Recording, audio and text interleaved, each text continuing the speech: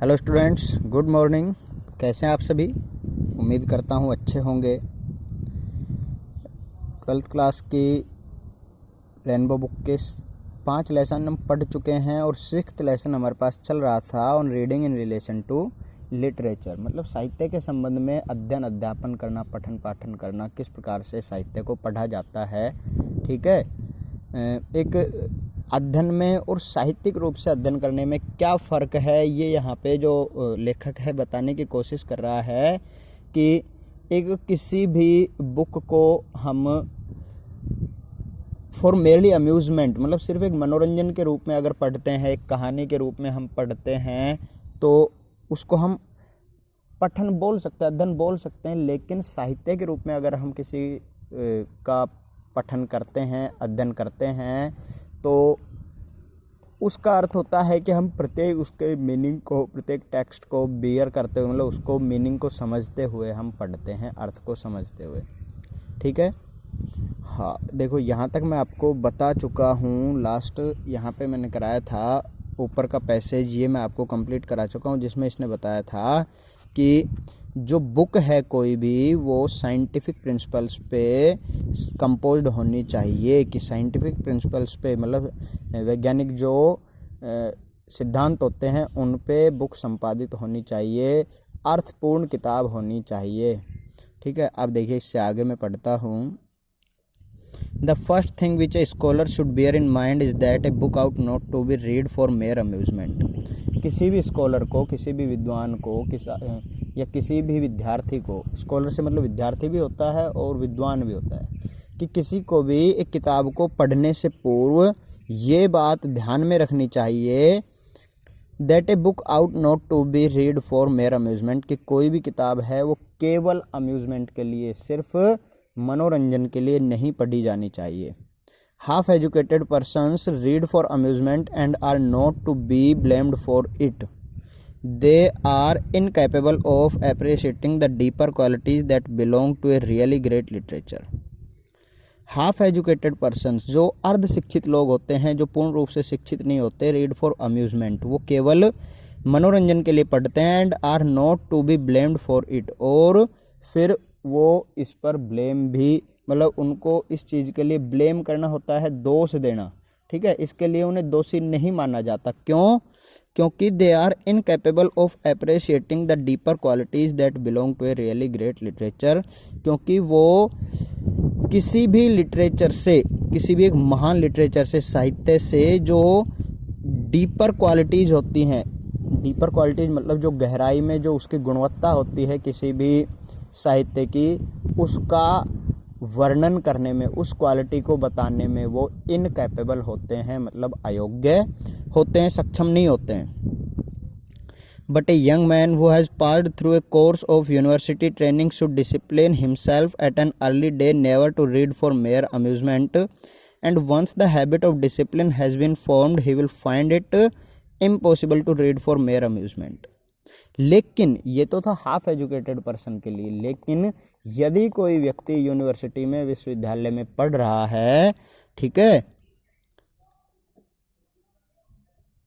Sorry, हाँ, but a young man who has passed through a course of university, यदि कोई व्यक्ति है, ऐसा युवक है जो विश्वविद्यालय से कोई भी ट्रेनिंग, मतलब प्रशिक्षण को पूरा कर चुका है, पास्ड थ्रू, ठीक है, शुड डिसिप्लिन हिमसेल्फ, उसे अपने आप को डिसिप्लिन करना चाहिए, मतलब अपने आप को अनुशासित रखना चाहिए। एट एन अर्ली डे, शुरुआत से ही, never to read for mere amusement, कि वो किसी भी चीज़ को कभी भी केवल मनोरंजन के लिए नहीं पढ़े।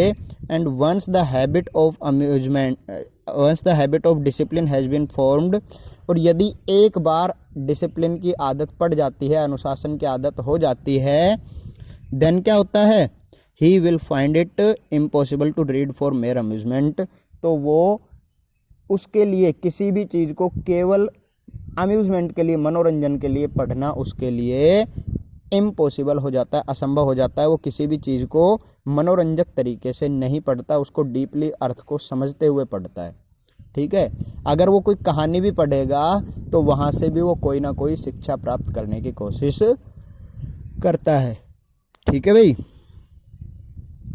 इसके उसके बाद देखिए, he will then impatiently throw down any book from which he can not obtain intellectual food, any book which does not make an appeal to the higher emotions and to his intellect.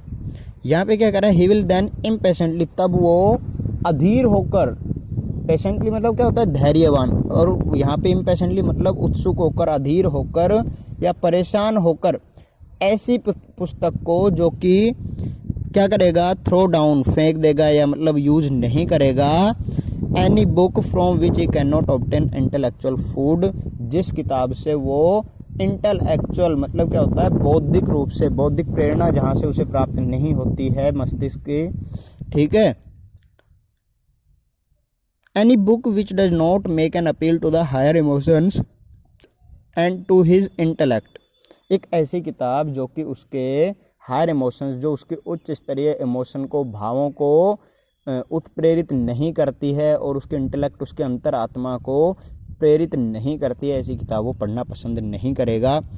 But on the other hand, लेकिन दूसरी तरफ, the habit of reading for amusement becomes with thousands of people exactly the same kind of habit as wine drinking और opium smoking.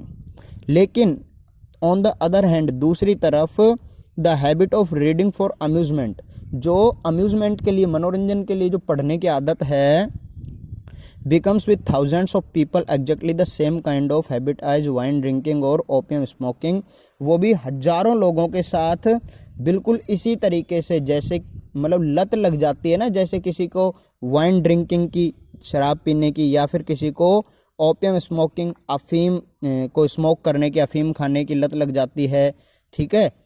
It is like a narcotic, ये मतलब एक प्रकार से एक जहर की तरह काम करती है। Something that helps to pass the time, एक ऐसी चीज़, एक ऐसे जहर का काम करती है, that helps to pass the time, जो हमारे समय को व्यतीत करने में हमारी सहायता करती है, मतलब हम समय को नष्ट करते हैं केवल मनोरंजन में, ठीक है। Something that keeps up A perpetual condition of dreaming, मतलब हम क्या है, कहानियाँ पढ़ते हैं तो हमारी जो ड्रीमिंग की कंडीशन है, सपने लेने की, वो एक परपेचुअल कंडीशन तक, मतलब एक बहुत ही हाई लेवल तक, उच्च स्तर तक पहुंच जाती है। Something that eventually results in destroying all capacity for thought, एक ऐसे जहर के रूप में काम करती है ये चीज़ें, जो पढ़ने के, हमारी मनोरंजन के रूप में जो हम पढ़ते हैं, ये जो आदत है, ये एक ऐसे जहर के रूप में काम करती है, that eventually results in destroying all capacity for thought, जो हमारे सोचने समझने की शक्ति को पूर्ण रूप से नष्ट कर देती है, हमारी क्षमता को। Giving exercise only to the surface parts of the mind, ये सिर्फ हमारे ऊपरी सतह को, मतलब हमारे दिमाग के सिर्फ ऊपरी सतह में ही एक्सरसाइज होती रहती है, अभ्यास होता है। मस्तिष्क के, मतलब जब तक अंदर की बात नहीं होगी, आंतरिक बौद्धिक बातें नहीं होंगी, तो मस्तिष्क का आंतरिक हिस्सा हमारा यूज ही नहीं होगा, ठीक है। सिर्फ ऊपरी सरफेस है वही यूज होगा, ठीक है। And leaving the deeper springs of feeling and higher faculties of perception employed, और जो हमारी जो शक्तियां हैं, डीपर शक्तियां, डीपर स्प्रिंग्स, जो हमारी गहराई तक जो शक्तियां हैं, feeling and higher faculties of perception employed, उन मतलब जो हायर फैकल्टीज ऑफ परसेप्शन, जो हमारी उच्च स्तरीय शक्तियां हैं ऑफ परसेप्शन, ज्ञान की, उनको मतलब ये रिक्त, बेकार छोड़ देती है, अनएम्प्लॉयड, ठीक है।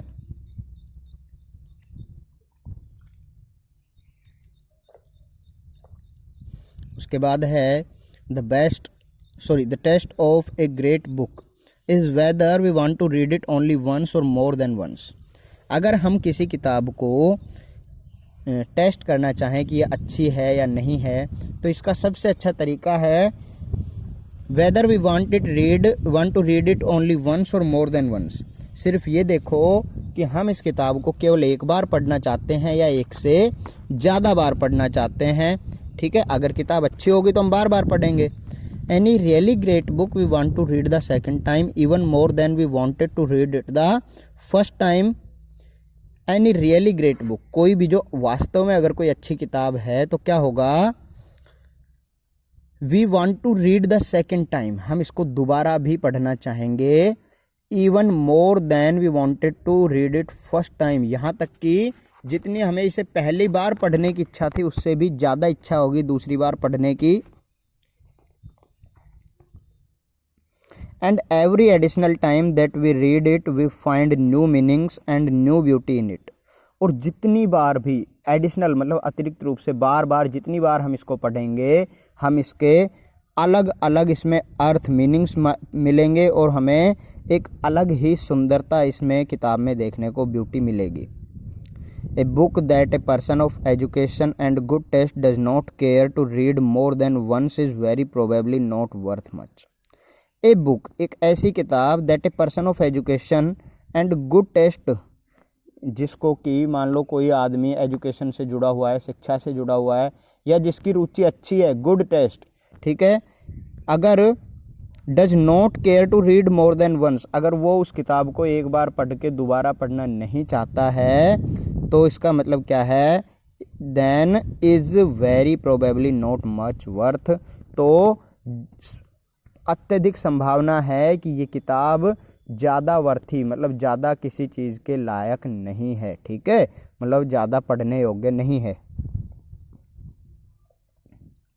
But we can not consider the judgment of a single individual infallible, लेकिन हम क्या करते हैं, but we can not consider the judgment of a single individual infallible, मतलब किसी एक सिंगल व्यक्ति का जो जजमेंट है, कोई फैसला है, लेकिन हम क्या है कि मान लो किसी एक व्यक्ति को अगर वो किताब अच्छी नहीं लगी तो भी हम उसके जजमेंट को, फैसले को इनफॉलेबल बोलते हैं अचूक, ठीक है, या पूर्ण रूप से सही उसको नहीं मान सकते, ठीक है। The opinion that makes a book great must be the opinion of many. एक ओपिनियन होती है राय या मत, जो राय किसी किताब को अच्छा या बुरा बनाए वो एक ही आदमी का कहना नहीं हो, एक ही आदमी की राय नहीं होनी चाहिए, ये एक से ज़्यादा लोगों का ओपिनियन होना चाहिए। For even the greatest critics are apt to have certain dullness. Carlyle for example could not endure Browning. Byron could not endure some of the greatest of English poets. ये क्या कह रहा है कि मान लीजिए हम किसी एक किताब को अगर किसी एक आदमी के कहने से अच्छा या बुरा मान लेते हैं, तो जो व्यक्ति किसी के अपोजिट होगा, जो नहीं चाहता कि इसकी किताब अच्छी आए नहीं आए, तो हम वो एक दूसरे की किताबों की बुराइयां करेंगे, ठीक है। जैसे कि for even the greatest critics, क्योंकि जो बड़े बड़े महान आलोचक हैं वो भी are apt to have certain dullness. For example Carlyle, ये क्या होता है कि ये भी एक दूसरे के प्रति कुछ उदासीन होते हैं, डलनेस होती है इनमें, ठीक है, सहन नहीं कर सकते ये। जैसे कि मान लीजिए इनमें डलनेस मतलब इनकी मानसिकता है जो वो मेंटलिटी नैरो माइंडनेस हो सकती है, संकीर्ण मानसिकता हो सकती है। जैसे कि फॉर एग्जाम्पल उदाहरण के लिए Carlyle could not endure Browning. जो कार्लाइल थे वो ब्राउनिंग को सहन नहीं कर सकते थे, ठीक है। और Byron could not endure some of the greatest of English poets, और जो बायरन थे वो कुछ अन्य अंग्रेजी कवियों को सहन नहीं कर सकते थे, तो वो एक दूसरे की बुराइयां करेंगे। अगर एक व्यक्ति से हम किसी चीज़ को अच्छा या बुरा मान लेते हैं तो वो इस प्रकार से कभी भी सही नहीं होने देंगे, ठीक है। A man must be many sided to utter a trustworthy estimate of many books. A man कोई भी व्यक्ति है, मस्ट बी मैनी साइडेड, उसको बहुमुखी होना चाहिए, सभी तरीके से सोचने वाला हो, to utter a trustworthy estimate of many books, जो कि बहुत सारी किताबों के बारे में, अटर मतलब होता है बोलना, ठीक है, कि किताब को ट्रस्टवर्थी बता सके कि हाँ ये किताब अच्छी है या नहीं है, ठीक है। तो उसको बहुमुखी होना चाहिए उस व्यक्ति को। We may doubt the judgment of a single critic at times. कई बार हम एक बार कभी कभी क्या करते हैं, हम अकेले एक सिंगल क्रिटिक, मान लो कोई अकेला कोई भी क्रिटिक है, आलोचक है, टिप्पणी करता है, उसके जजमेंट पर हम डाउट कर सकते हैं, उसके फैसले पर हम शक कर सकते हैं अकेले व्यक्ति पर। But there is no doubt possible in regard to the judgment of generations. लेकिन यदि किसी किताब के बारे में बहुत एक बड़ी जनरेशन, एक पूरी पीढ़ी की राय है तो उसको हम गलत नहीं मान सकते हैं, ठीक है ना। उसमें फिर कोई डाउट नहीं है। अगर लंबे समय से किसी को अच्छा बताया जा रहा है किसी किताब को, या बुरा बताया जा रहा है, तो फिर उसमें कोई डाउट नहीं है। Even if we cannot at once perceive anything good in a book which has been admired and praised for hundreds of years, we may be sure that by trying, by studying it carefully, we shall at least be able to feel the reason of this admiration and praise. मान लीजिए कोई किताब है जिसको लंबे समय से लोग बहुत अच्छा बताते हैं, उसकी प्रेज मतलब उसकी एडमायरेशन करते हैं, उसकी प्रशंसा करते हैं, ठीक है। तो हो सकता है कि even if we can not at once perceive anything good in a book, मान लीजिए कि हम किसी किताब में एक बार में हमें कोई किताब अच्छी नहीं लगी, which has been admired and praised for hundreds of year, जिसको सैकड़ों सालों से एडमायर किया जा रहा है, मतलब उसकी प्रशंसा की जाती है सैकड़ों सालों से, और मान लो हमने उसे पढ़ा, अगर हमें अच्छा नहीं भी लगा, वी मे बी श्योर, तो ये बात तो हम श्योर कर सकते हैं, निश्चित रूप से कह सकते हैं, दैट बाय ट्राइंग, कि अगर बार बार हम कोशिश करें, बाय स्टडिंग इट केयरफुली, यदि हम इसको अच्छे तरीके से केयरफुली पढ़ें, we shall at least be able to feel the reason of this admiration and praise, तो कम से कम हम इस किताब के एडमायरेशन, जो इसकी प्रशंसा की जाती है, प्रेजिंग एडमायरेशन एक ही बात है, प्रशंसा करना, तो कम से कम उसका कारण हम पता कर सकते हैं कि इस किताब में इतना अच्छा क्या है जिसके लिए इसकी प्रशंसा की जाती है, ठीक है। The best of all libraries for a poor man would be library entirely composed of such great works only, books which have passed the test of time. ये कह रहा है कि कोई भी मान लीजिए गरीब आदमी है, उसके लिए एक सबसे अच्छा पुस्तकालय क्या होगा, फॉर ए पुअर मैन, किसी भी गरीब व्यक्ति के लिए द बेस्ट ऑफ लाइब्रेरी, सबसे अच्छा पुस्तकालय होगा, would be A library entirely composed of such great works only, कि वो इस प्रकार की मात्र कुछ ऐसी ही सच ग्रेट वर्क्स, इतनी महान किताबों को ही अपने पुस्तकालय में रखे, books which have passed the test of time, जो कि लंबे समय से लोगों की रुचि को परखती हुई, देखती हुई, मतलब जो लंबे समय से लोगों की रुचि में है, लोगों को पसंद है, ऐसी किताबों को अगर रखता है तो वो उसके लिए सर्वाधिक श्रेष्ठ पुस्तकालय के रूप में होगा। This then would be the most important guide for us in the choice of readings. This then would be the most important guide for us in the choice of readings. तभी ये जो पठन सामग्री है, ठीक है, important guide choice of readings, हम इनका चॉइस करते समय, जब हम इसकी चॉइस करें, चयन करें पठन सामग्री का, तो ये हमारे लिए सबसे अच्छा एक गाइड के रूप में, पथ प्रदर्शक के रूप में होगा, बता सकेगा कि हमें कौन सी किताब अच्छी पढ़नी चाहिए। We should read only the books we want to read more than once, हमें सिर्फ वही किताबें पढ़नी चाहिए जिन्हें हम एक से ज़्यादा बार पढ़ना चाहते हैं।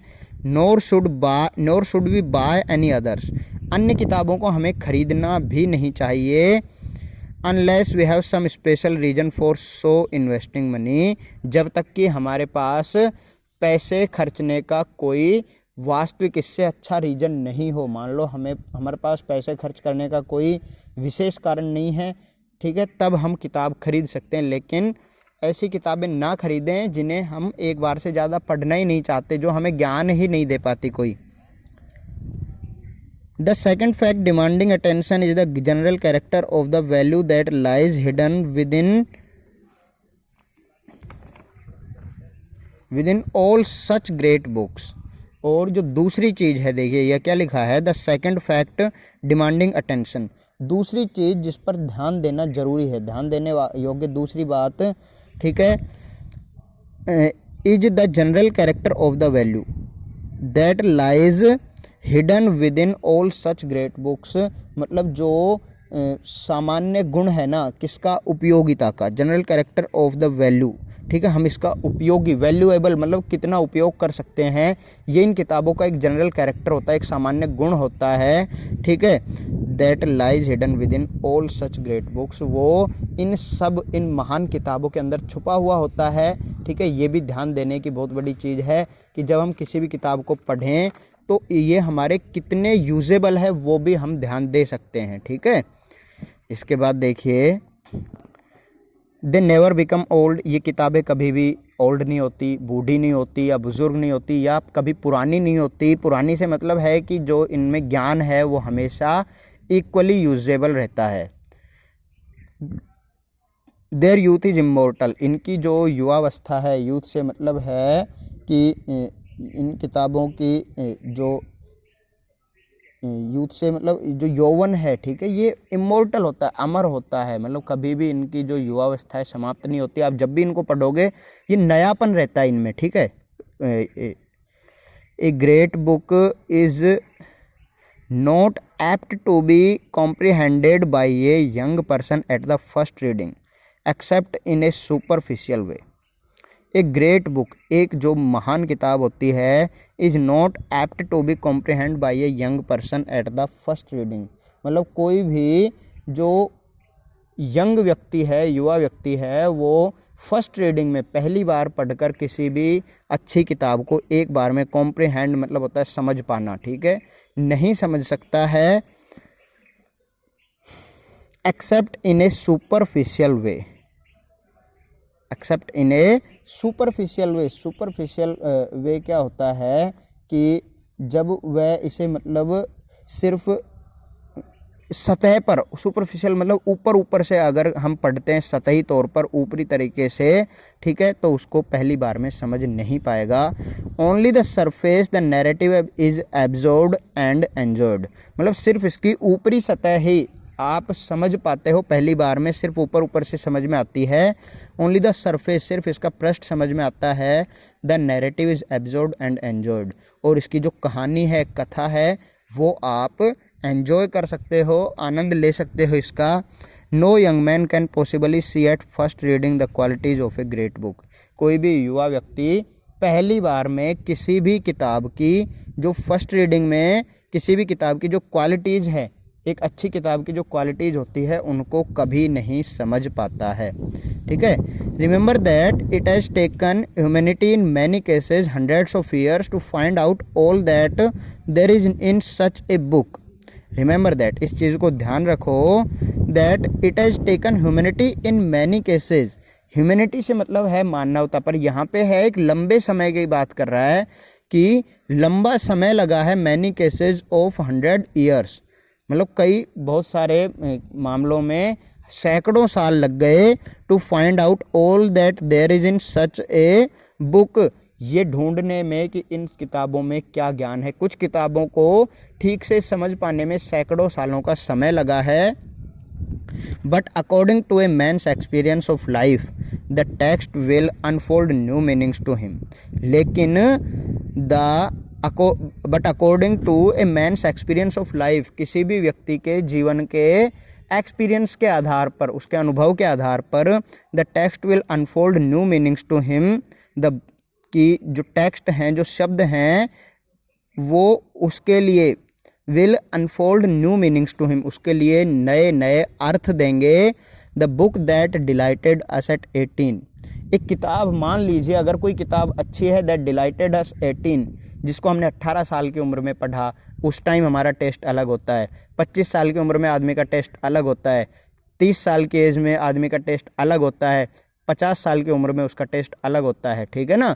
तो मान लीजिए कि मान लो कभी हमें स्टोरीज़ पसंद है, कभी हमें जासूसी की कहानियाँ पढ़ना पसंद है, कभी हमें हिस्ट्री पढ़ना पसंद है, ठीक है, लेकिन कई जो एक अच्छी किताब होगी, ठीक है, वो हमें प्रत्येक समय पर इतना ही आनंदित करेगी। The book that delighted us at 18, जिस किताब को हमने 18 साल की एज में पढ़ा और हमें खुशी हुई, पढ़कर आनंदित हुए। If it be a good book, यदि ये एक अच्छी किताब है, will delight us much more at 25, ये हमें, अगर किताब अच्छी है तो 25 साल की उम्र में जब इसको पढ़ेंगे तो ये और भी ज़्यादा हमें खुशी देगी। And it will prove like a new book to us at 30 years of age. और जब हम 30 साल की एज में इसको पढ़ेंगे तो ये हमारे लिए फिर से एक नई किताब के रूप में मिलेगी। Eight 40 we shall re read it wondering why we never saw how beautiful it was before. 40 साल की उम्र में जब हम फिर से इसको पढ़ेंगे तो हम इसको वंडर करेंगे, अपने आप में आश्चर्यचकित होंगे कि इतनी क्वालिटीज़ हमने इस बुक में पहले क्यों नहीं देखी। मतलब जितनी बार हम इसको पढ़ेंगे ये किताब उतनी बार हमें नई नई क्वालिटीज़ देगी, नए नए अर्थ देगी। ठीक है। एट 50 और 60 years of age the same facts will repeat themselves. और 50 और 60 साल के एज में जब हम दोबारा इनको पढ़ेंगे तो सेम इसके जो अर्थ हैं वो वापस अपने आप को रिपीट करेंगे। A great book grows exactly in proportion to the growth of the reader's mind. ठीक है, क्योंकि जो एक अच्छी किताब होती है, ठीक है, वो एक पाठक के मस्तिष्क के प्रपोर्शन में, अनुपात में, मतलब लगातार रूप से, समानुपातिक रूप से वो भी अपने आप को ग्रो करती रहती है, बढ़ाती रहती है। ठीक है, वृद्धि होती है। वृद्धि होने से मतलब है कि उसके अर्थ हैं वो व्यक्ति की आयु के अनुसार परिवर्तित होते रहते हैं। ठीक है भाई, यहाँ पे सबसे अच्छा लेसन है और यहाँ से हमें शिक्षा भी लेनी चाहिए कि देखो कोई भी किताब जब हम पढ़ रहे हैं ना तो उसको फॉर ओनली मेयर अम्यूज़मेंट, उसको हमेशा सिर्फ एक मनोरंजन के रूप में मत पढ़ो, आप उससे कुछ ना कुछ ग्रहण करने की कोशिश करो। क्योंकि हमें सिर्फ टाइम पास करने के लिए अगर हम पढ़ते हैं तो वो अपने आप एक समय को नष्ट करना है। ठीक है ना। अच्छा देखिए, अब इसके क्वेश्चन आंसर्स हैं। हाँ, PDF आपको मैं दे दूंगा क्वेश्चन आंसर की, तब तक आप इनको फाइंड आउट करके करिए। ठीक है ना। ओके।